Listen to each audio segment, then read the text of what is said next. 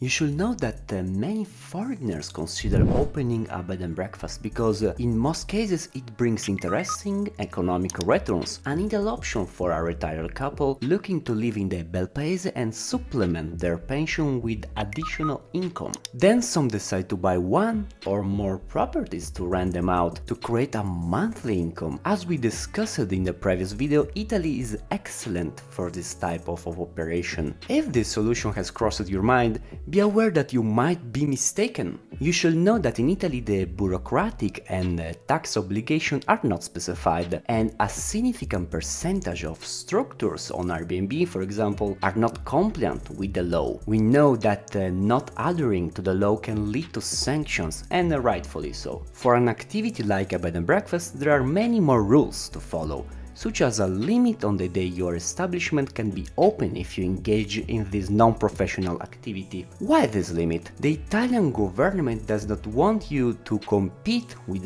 professional activities like hotel, which aim to attract clientele as their main goal. This is why you are either required to close for a specific period, which can be 90 days and vary from region to region, or stay open all the time but transform into a professional business with all the respective permits and obligation to follow. Another important thing to know if you want to open a bed and breakfast is that you must provide breakfast, and you cannot do so without a food service certificate. Many other factors affect this type of activity, which is why there are alternatives. You could open a guest house or a tourist rental. Again, regulation vary from region to region and depend on whether it's done as a professional business, but from a bureaucratic standpoint, this might be the simplest solution. There are numerous variations, which is why we have decided to write a guide that explains all the essential steps. In this book you will find the permits, you need to rent a room or a house to clients, and we will explain how to request them and where to do so. If you haven't even decided what type of structure you want to open and in which area you want to conduct this business, there will be a chapter dedicated to this. Northern Italy, Southern Italy, by the sea or the mountains, high or low budget. These are all factors that influence this choice. We will also teach you another crucial aspect of this type of business: pricing.